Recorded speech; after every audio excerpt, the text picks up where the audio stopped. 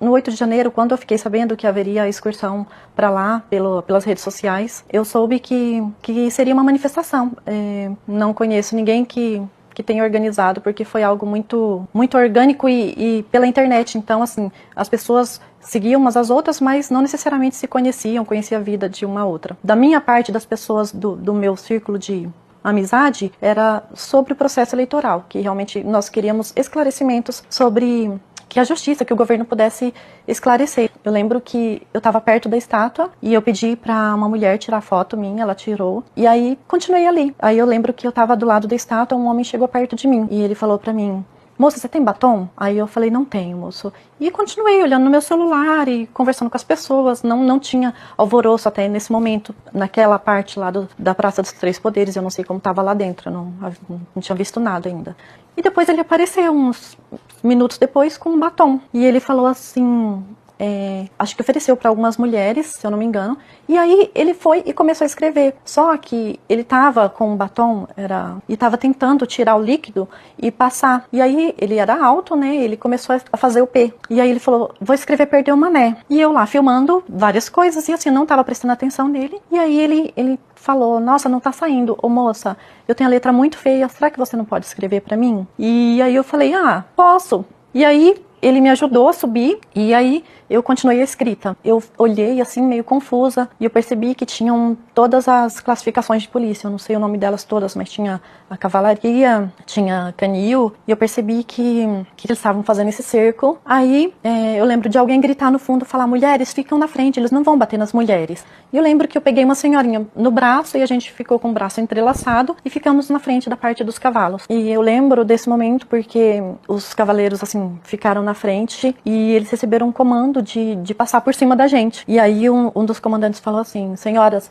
se vocês não saírem daqui em 3 minutos, e eu olhei pro relógio, nós vamos passar por cima. E eu lembro dessa parte porque eu fiquei desesperada com a senhorinha e eu falei assim: tira ela daqui, gente. E aí tinha um homem fortinho, pegou ela no colo, praticamente pegou ela no colo e levou ela lá mais pra saída do fundo. E passou alguns minutos, eu lembro que começou bastante tiro de borracha e bastante fumaça. E aí nesse momento eu também fui alvejada com tiros de borracha e fomos saindo aos poucos, esvaziando. E aí já foi caindo a noite e fomos pro QG. Chegamos no QG, tava cercado de policiais já, tava o perímetro todo cercado. E logo assim, em seguida, o cerco fechou mesmo e todo mundo que passava por aquele cerco era detido. E a gente ficou desesperada, porque eles também não sabiam o que fazer. E eu lembro exatamente dessa cena, porque ficou marcado muitas vezes na minha cabeça. Eu lembro dos ônibus chegando, que iam pegar as pessoas que estavam lá e levar pro barracão, onde ficariam lá, e acho que praticamente todos foram detidos naquele mesmo dia. E eu tentei pegar um ônibus direto para São Paulo, não tinha.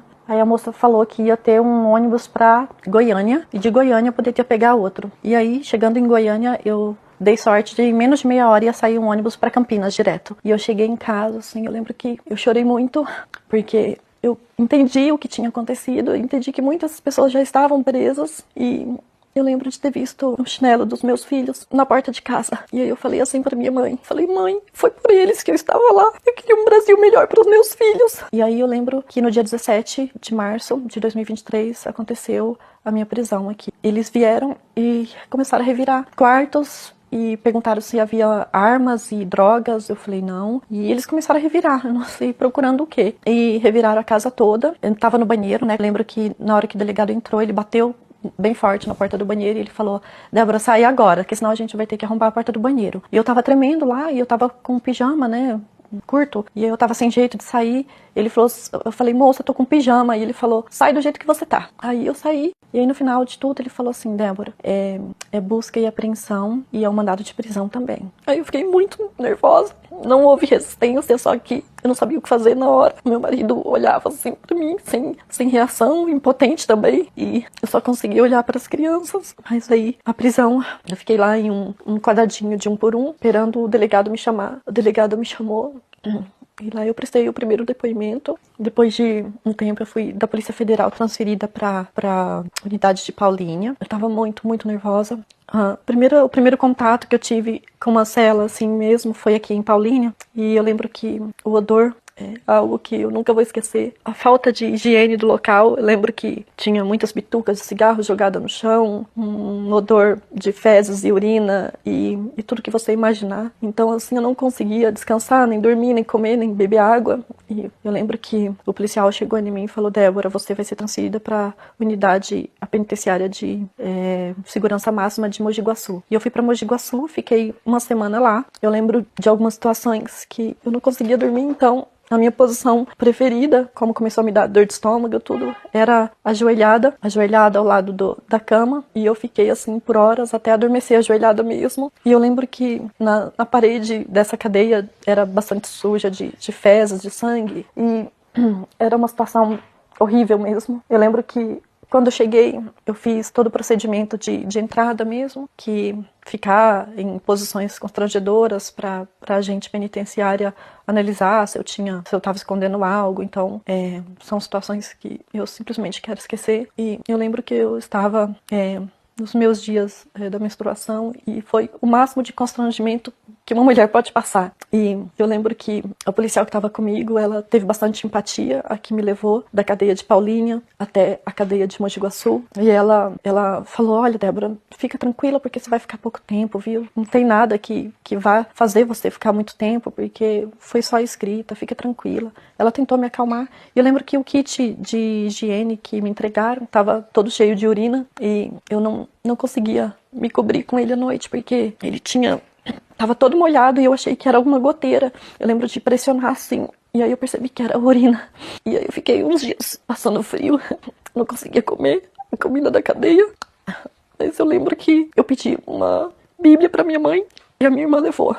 Eu lia bastante. A cela não tinha luz e eu fiquei sozinha, né? Então eu lia pela fresta de luz que entrava pela boqueta.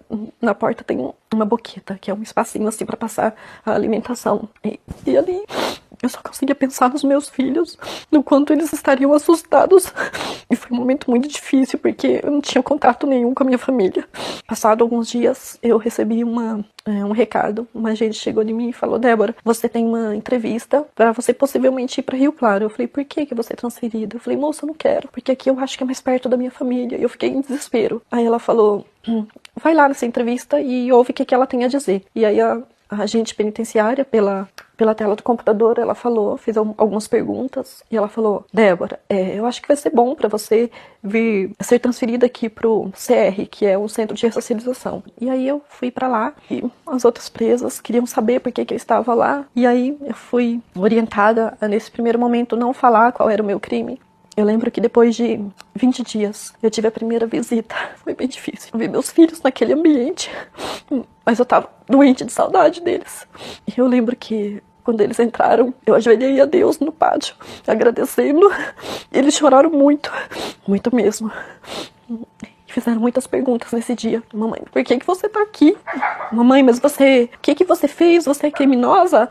E eu tentava explicar com palavras simples pra eles que... não, a mamãe não era uma criminosa. A mamãe estava em uma manifestação política, que a mamãe não era uma criminosa, mas que logo a mamãe ia ser solta pra cuidar deles. E eles choraram muito essa visita, foi bem difícil.